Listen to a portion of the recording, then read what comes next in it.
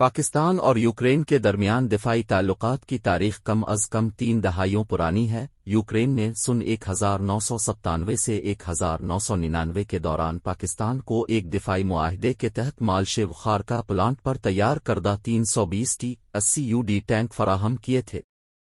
اس معاہدے کے نتیجے میں یوکرین کے انڈیا کے ساتھ تعلقات کچھ برسوں کے لیے خراب ہو گئے تھے، تاہم یوکرین ہمیشہ پاکستان اور انڈیا کے تنازع میں خود کو غیر جانبدار رکھتے ہوئے دونوں ممالک کے ساتھ اچھے تعلقات کا خواہاں رہا ہے۔ سنہ 2010 میں بھی پاکستان اور یوکرین کے درمیان 90 کی دہائی میں دیے جانے والے ٹینکوں کی مرمت کا ایک معاہدہ طے پایا تھا۔ نومبر 2016 میں پاکستان کی ہیوی انڈسٹریز ٹیکسلا اور یوکرین کی یوکرسپکس ایکسپورٹ کے درمیان پاکستان کے ٹینکوں کی مرمت کا $600 ملین کا معاہدہ طے پایا تھا۔ سنہ 2017 میں یوکرین کی فوج کی جانب سے جاری کردہ بیان میں کہا گیا تھا کہ یوکرین کے مالشیو پلانٹ نے پاکستان میں ہی فوجی ٹینکوں کی مرمت کا کام شروع کر دیا ہے۔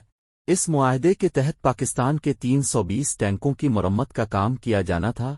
فروری 2021 میں یوکرین کی جانب سے یہ اعلان کیا گیا کہ وہ $85.6 ملین کی لاگت سے پاکستانی T-80 ٹینکوں کی مرمت کرے گا، جس کے بعد جون 2021 میں کہا گیا کہ انہوں نے اس معاہدے کے تحت کام شروع کر دیا ہے۔ پاکستان کے لیے یوکرین کی عسکری صنعت ہمیشہ سے پاکستان کے لیے اہم رہی ہے۔ یوکرین نے پاکستان کو 90 کی دہائی میں ٹینک فراہم کرنے کے علاوہ یوکرینی عسکری اداروں نے پاکستان کو چین کی مدد سے تیار کردہ الخالد ٹینک کے پرزے فروخت کیے۔ یہ ٹینک موٹر ٹرانسمیشن یونٹس اور 6 TD2 انجنوں کا استعمال کرتے ہیں، جنہیں خارخیو موروز ڈیزائن بیورو نے تیار کیا ہے۔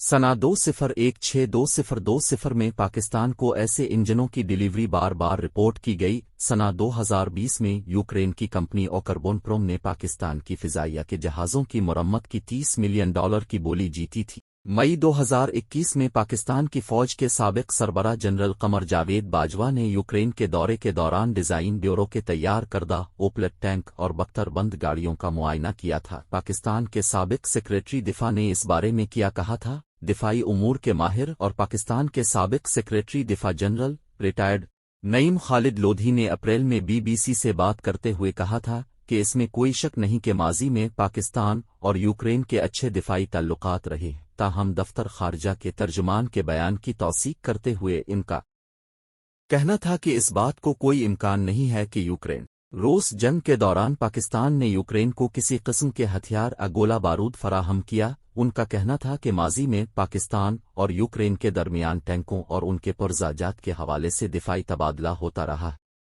ان کا کہنا ہے کہ یوکرین اور پاکستان کے درمیان صرف بختر بند گاڑیوں اور ٹینکوں کے حوالے سے گہرے تعلقات رہے ہیں۔ نعیم خالد لودھی نے کہا کہ پاکستان عرصہ دراز سے چند یورپی، افریقی اور مشرق وسطی کے ممالک کو ہتھیار اور گولہ بارود برآمد کر رہا ہے، لیکن ان کی اطلاعات کے مطابق یوکرین کو کبھی بھی کسی قسم کا گولہ بارود ہتھیار برآمد نہیں کیے گئے ہیں۔